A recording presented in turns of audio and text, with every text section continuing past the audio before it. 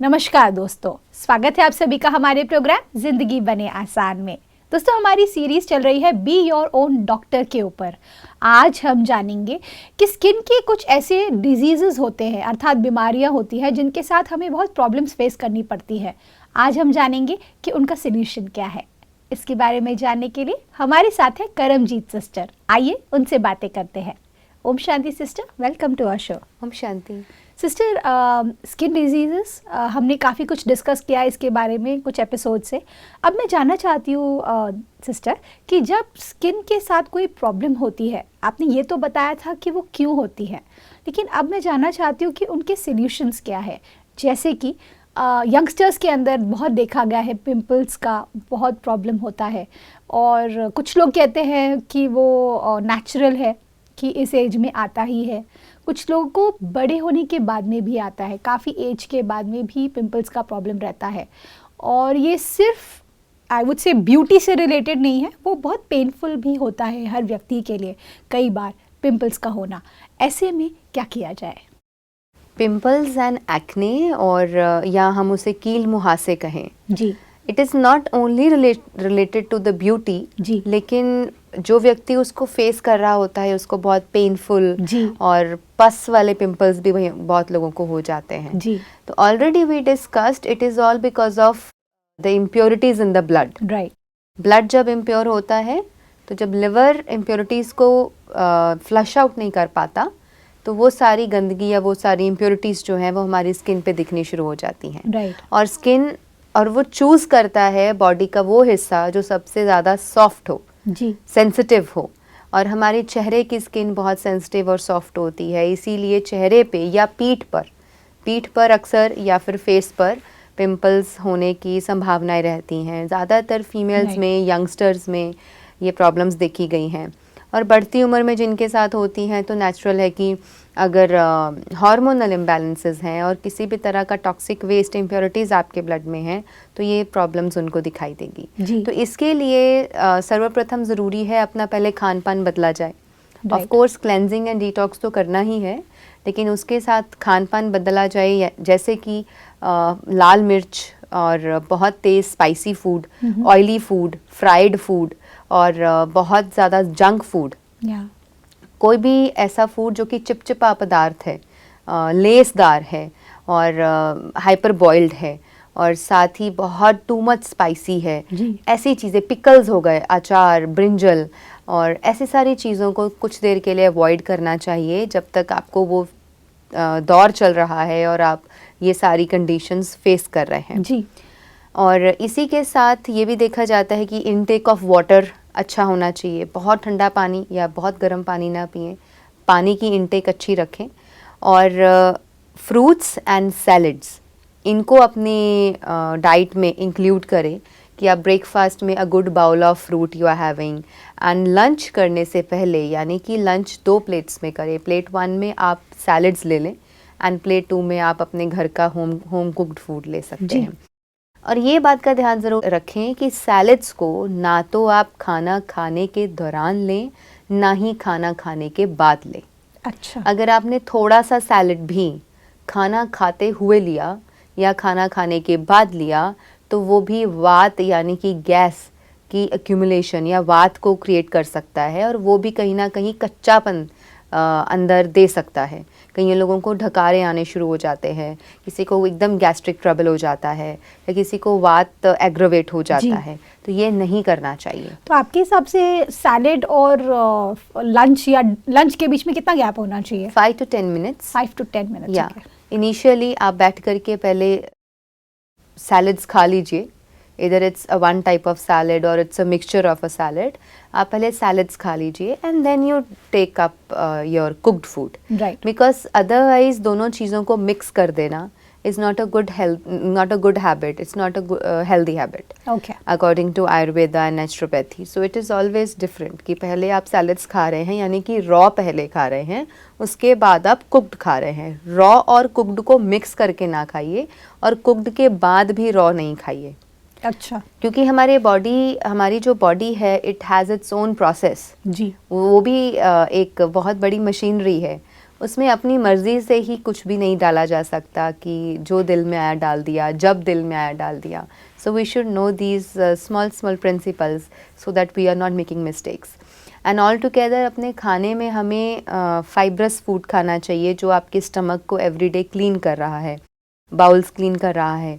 यानी कि जैसे नॉर्मल भोजन आप खा रहे हैं, सात्विक सादा भोजन खा रहे हैं, उसमें चोकर युक्त आटे की बनी रोटी, अ गुड अमाउंट ऑफ घी, देसी गाय का देसी घी, और जैसे सिंपल घिया की सब्ज़ी. तो इस तरीके की चीज़ों को अगर आप खास करके डिनर में लेते हैं या फिर आप अपनी डेली रूटीन में ले रहे हैं, तो आपका जो एक सुपाच्य भोजन होगा, आपको बहुत इजीली डाइजेस्ट होंगी चीज़ें, और इजीली डाइजेस्ट होने वाली चीज़ें आपका स्टमक भी इजीली क्लीन होगा next day in the morning. तो एक अच्छी रूटीन होना, यानी कि रात को आप समय पर सोएं और सुबह समय पर उठें. अगर कोई भी व्यक्ति 6 to 7 days, एक हफ्ता तक ये आदत बना ले कि हर रोज़ ब्रह्म मुहूर्त पर सूर्य उदय से पहले ही उठना है, तो आप देखेंगे कि कुछ देर में उस व्यक्ति को आदत हो जाएगी कि उठते ही उनका पेट साफ होगा. राइट. और उठते ही पेट साफ करके फिर आप एक्सरसाइजेस करें या जो भी आप हल्का करना चाहते हैं वो सारी चीज़ों को आप प्रैक्टिस करें. तो नहा धोकर जब आप आसन प्राणायाम की प्रैक्टिस करते हैं तो तब भी आपको बहुत बेनिफिट मिलता है. और आप देखेंगे कि शुद्ध हवा में ऑक्सीजनेटेड माहौल में रहने से और प्योर एयर को ब्रीथ करने से भी आपका लंग्स का भी शुद्धिकरण होना शुरू हो जाता है, ब्लड प्योरीफाई होता है.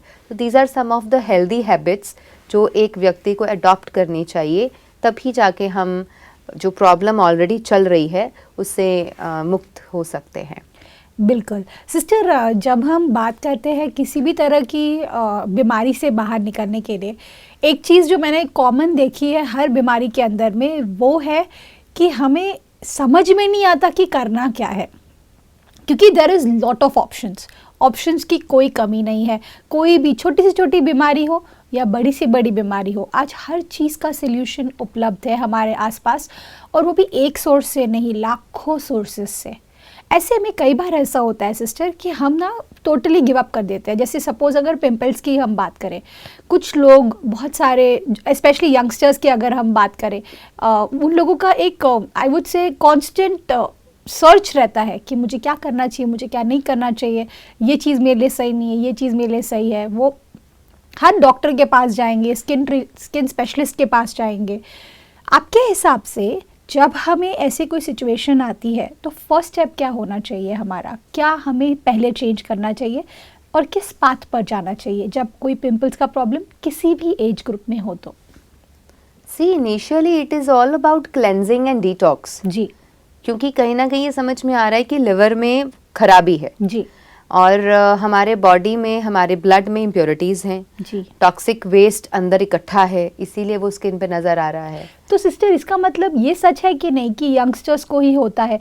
तो क्या हर यंगस्टर को लिवर में या फिर इसमें प्रॉब्लम होने लगती है, इस वजह से होता है पिंपल्स, या एज की वजह से होता है? No, one is age, okay, second is hormonal imbalance, and then third is जब ये एज है और हार्मोनल इम्बैलेंसेस भी हैं, देयर इज़ अ प्यूबर्टी की एज आती है, हार्मोनल इम्बैलेंसेस होते हैं.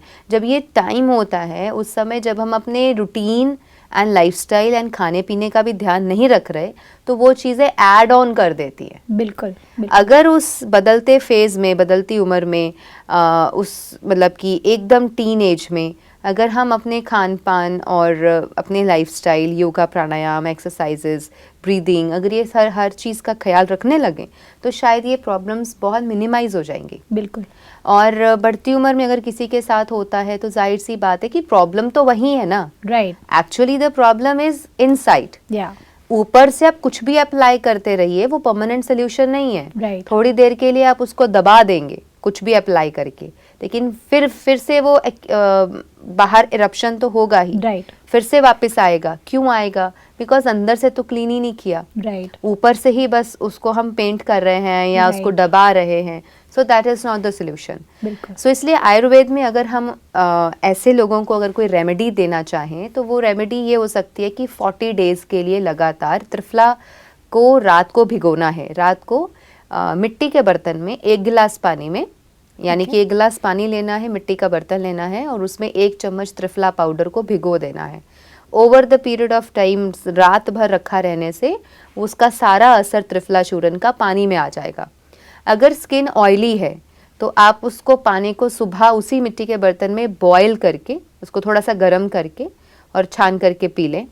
और अगर स्किन ड्राई है तो फिर आपको छानने की या बॉयल करने की ज़रूरत नहीं है, ऐसे ही ऊपर से नितार के आप उस पानी को पी लीजिए। और जो नीचे बचा है त्रिफला चूर्ण का, जो भी रेजिडुअल बचा है, आप उसको अपने फेस पैक में या अपने शरीर की मालिश में या फिर हेयर वॉश में आप उस त्रिफला पाउडर को जो बचा हुआ है उसको यूज़ कर सकते हैं। Don't throw it away. Right. और इसी के साथ एक बात का ध्यान रखें कि जिन लोगों को मल्टीपल प्रॉब्लम्स हैं और उनको इसके साथ वात रोग भी है और जॉइंट्स का पेन भी है, वो इस रेमेडी को नहीं कर सकते। बिकॉज ओवरनाइट मिट्टी के बर्तन में रखने से, त्रिफला चूर्ण को इस तरीके से भिगोने से वो ठंडक क्रिएट करता है। It has a cooling effect on the body. तो जिनकी बॉडी में ऑलरेडी पेन्स हैं या जॉइंट पेन्स हैं या फिर आर्थराइटिस है, उनको वो पेन्स बढ़ जाएंगी। तो वो उस चीज़ को सहन नहीं कर पाएंगे एंड वो और ज़्यादा पेनफुल हो जाएगा उनके लिए। तो this is only for the person who is facing no joint pains, कोई वात का रोग नहीं है, सिर्फ और सिर्फ स्किन का डिजीज़ है, या फिर चलो थायराइड है चलेगा, but it shouldn't be arthritis or any form of joint pain. उनके लिए ये त्रिफला का और मिट्टी का बर्तन में रखना अच्छा नहीं है, क्योंकि हो सकता है ये रेमेडी तो वो कर ले, लेकिन बाद में अगर किसी ने, ऐसे व्यक्ति ने कर ली और फिर उनका या बैड रिजल्ट आया तो फिर वो अच्छी बात नहीं है। सो ये जो प्रोज एंड कॉन्स होते हैं इनको समझना बहुत ज़रूरी है। और इसका इफ़ेक्ट एक्चुअली क्या है, बिकॉज लिवर में गर्मी हो जाती है और पित्त बढ़ जाता है, उसकी वजह से जिनको पिंपल्स हो रहे हैं वो अगर ये त्रिफला वाली रेमेडी करते हैं तो उनको लॉन्ग टर्म में 40-45 डेज़ में उनका जो लिवर है उसकी पूरी गर्मी निकल जाएगी और लिवर भी क्लेंज हो जाएगा, तो नेचुरली स्किन क्लियर हो जाएगी।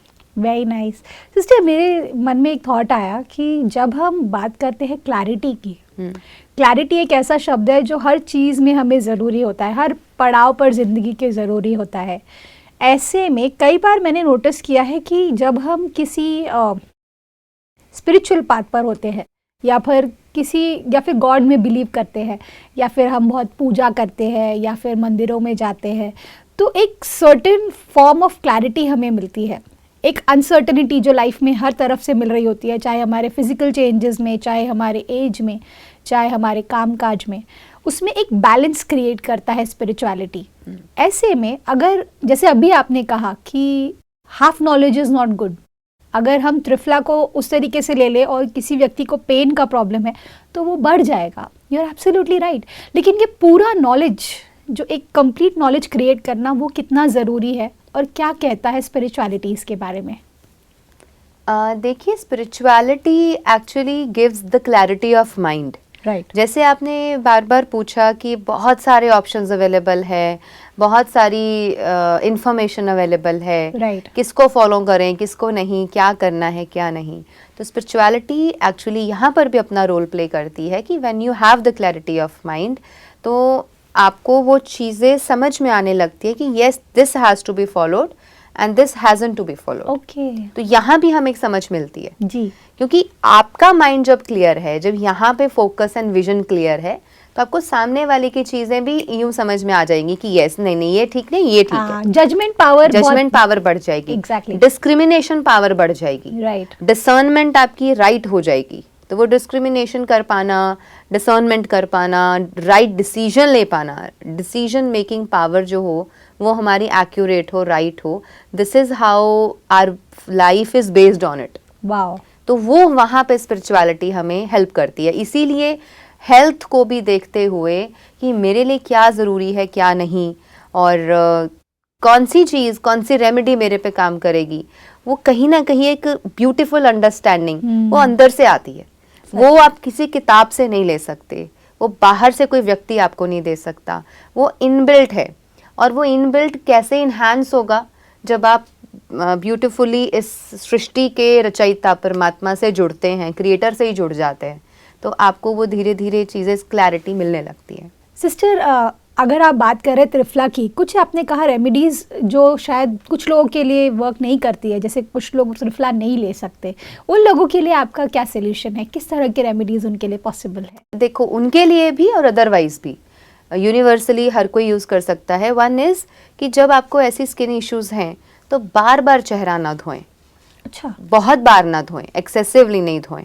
ठीक है, आप नॉर्मल रूटीन है सुबह दोपहर शाम, रात को सोने से पहले, सुबह उठने के बाद, ये सब कर रहे हैं। लेकिन कुछ लोगों की आदत बन जाती है बार बार चेहरा शीशे में जाके देखना, बार बार मिरर देख रहे हैं, बार बार अब वो कॉन्शियस हो रहे हैं कि मुझे पिंपल्स हो रहे हैं। This is all body consciousness. Right. तो ऐसा हो जाने में आप उस प्रॉब्लम को एक तरह से एग्रोवेट कर रहे हो। राइट। बहुत ज़्यादा बार मुंह नहीं धोएं, सफाई रखें, हाइजीन मेंटेन करें। लेकिन इसमें एक बहुत इम्पॉर्टेंट पहलू जुड़ जाता है, वो ये है कि सुबह उठने के बाद जी आप फेस वॉश करके सलाइवा की मसाज करें अपने पूरे चेहरे पे। जी। तो सबसे ज़्यादा जल्दी ये जो स्किन इश्यूज़ हैं ये ठीक होने शुरू हो जाएंगे, पिंपल्स ठीक होने शुरू हो जाएंगे। जी। सेकेंडली 1/8 ऑफ द स्पून चूना and in the same quantity Honey, pure Honey, Okay. Raw Honey. अगर छोटी मधुमक्खी का प्योर हनी मिल जाए, रॉ हनी मिल जाए तो बहुत अच्छी बात है। जी। दोनों को मिक्स करके पेस्ट बनाइए और उसको भी अप्लाई कर सकते हैं, उसकी मसाज कर सकते हैं। देन एक और रेमेडी है, आप गुलाब जल ले लीजिए, लेमन का रस ले लीजिए और थोड़ा सा हनी ले लीजिए। Okay. आप इनको भी मिक्स करके और थोड़ा सा चाहे तो बीच में हल्दी ऐड कर सकते हैं। आप इन चारों को भी मिक्स करके और उसकी मसाज दे सकते हैं। अगर हनी नहीं है किसी के पास या नहीं मिल रहा है, उसकी जगह glycerine can also be used. Okay. So these are the few remedies जिसको यूज़ करना चाहिए। और इसके अतिरिक्त है फेस पैक और फेस उपटन, कि आप अपनी बॉडी वॉश, फेस पैक और फेस का जो उपटन है, ये सारी चीज़ें प्लीज़ नेचुरल यूज़ करें। फोम बेस्ड झाग बनने वाले जितने भी सोप्स होते हैं वो कहीं ना कहीं उसमें कास्टिक सोडा होता है और वो हमारे स्किन के ऊपर ड्राइनेस क्रिएट करता है। Right. ड्राइनेस आने से आपकी त्वचा पे रिंकल्स आने शुरू हो जाएंगे, वो मुलायम नहीं रहेगी, सप्पल नहीं रहेगी। उसके अंदर जो एक नेचुरल चिकनाहट रहनी चाहिए, बॉडी में नमी रहनी चाहिए, मॉइस्चर रहना चाहिए, वो भी खत्म हो जाता है। Okay. इससे क्या होता है, वात रोग बढ़ने शुरू हो जाते हैं। Okay. तो जिन लोगों को वात रोग ऑलरेडी है उनको सोप और शैम्पूज का यूज़ वर्जित कर देना चाहिए, थोड़ी देर के लिए हटा देना चाहिए। हो सके तो अपनी लाइफ में कभी भी सोप्स को ना यूज़ करें। नेचुरल बनी हुई चीज़ों को, या नेचुरली ही बहुत कोई सोप बना है जिसमें फोम बेस नहीं है, आप उन चीज़ों को यूज़ करें जो आपकी बॉडी को ड्राई ना करके उसका मॉइस्चर, उसकी नमी को बनाए रखें। सिस्टर, आज तो हमने बहुत सारा नॉलेज आपसे लिया है, अगर आप थोड़ा सा उसे समराइज़ कर सके, बिकॉज जब हम कुछ चीज़ को रिवाइज करते हैं तो वो शायद हमारे जहन में रह जाती है, और अगर आपने इनको नोट नहीं किया है तो प्लीज़ आप अपना पेपर और पेन लेकर आइए और फिर से इसे नोट कर लीजिए। जी सिस्टर, प्लीज़ समराइज़। तो स्किन इश्यूज़ को ध्यान में रखते हुए जो चीज़ें हमें ध्यान में रखनी है और करनी है वो है, number 1 is change of the diet, जो सारा हमने इस पूरे एपिसोड में बताया जी। And change of lifestyle, change of your face pack and face ubtan and stop the use of soaps. जी। और इसकी जगह रात को सोने से पहले आप कंप्लीटली चेहरे की मसाज कर सकते हैं विद किंशुकादी ऑयल और कुमकुमादी ऑयल, विच आर जो कंप्लीटली हर्बल और जड़ी बूटियों से बनाए गए हैं। तो इनका भी यूज़ किया जा सकता है, अलग अलग कंपनीज़ में अवेलेबल है, और जहाँ से भी आपको ओरिजिनली मिले आप उसको यूज़ कर सकते हैं। तो बेसन, चंदन, मुल्तानी मिट्टी, हल्दी, नीम, गुलाब जल, इन सभी चीज़ों को यूज़ करके अपना खुद उपटन तैयार करें, फेस पैक तैयार करें, उसको अप्लाई कीजिए। और अपने शरीर का भी, क्योंकि शरीर परमात्मा से जुड़ी हुई एक ऐसी चीज़ है कि शरीर के बिना हम परमात्मा को भी नहीं याद कर सकते। राइट। आत्मा इस शरीर में बैठ के ही परमात्मा से जुड़ती है। राइट। तो इस शरीर का ख्याल रखना हमारा सर्वप्रथम धर्म बन जाता है। अगर हम सोचें कि शरीर तो विनाशी है, शरीर का तो ध्यान ही नहीं रखना चाहिए, फिर आप देखेंगे कि आप अपनी स्पिरिचुअल जर्नी पर भी आप ड्रैग होते चले जाएंगे अपने शरीर के पीछे। शरीर का ध्यान नहीं रखेंगे, वो आपको अपने पीछे लगा लेगा और आप अपनी आत्मा की जो जर्नी है, स्पिरिचुअल जर्नी है, उस पर भी बहुत अच्छे से नहीं चल पाएंगे. So this is all I have to say about all skin issues. Thank you so much sister. I think आज के एपिसोड में हमने बहुत कुछ जाना और आपका वैल्यूबल टाइम के लिए thank you so much. Om Shanti. Om Shanti. दोस्तों, आज के एपिसोड में हमने जाना कि हम भले ही कितनी ही ब्यूटीफुली अपने स्पिरिचुअल पाथ पर चल रहे हैं या फिर हम ईश्वर से कनेक्टेड होना चाहते हैं या सिर्फ हम फील गुड करना चाहते हैं, इन सभी चीज़ों के लिए बहुत ज़रूरी है कि हम अपने शरीर का भी ध्यान दें. कई बार ऐसी स्किन इश्यूज़ हो जाती है जो बहुत पेनफुल होती है. अगर आप हमारे साथ जुड़े रहेंगे तो आपको पता चलेगा इस सीरीज़ में कि किस तरह से आप अलग अलग तरह के स्किन डिजीज़ से कैसे बाहर निकले. इस बात के साथ आज के प्रोग्राम को हम एंड करते हैं. कल आपसे फिर मिलेंगे आपके ही शो में जिंदगी बने आसान. ओम शांति. अधिक जानकारी के लिए संपर्क करें. जिंदगी बने आसान, Brahma Kumaris Godlywood studio, Shantivan, Abu road. Call 8094913 487.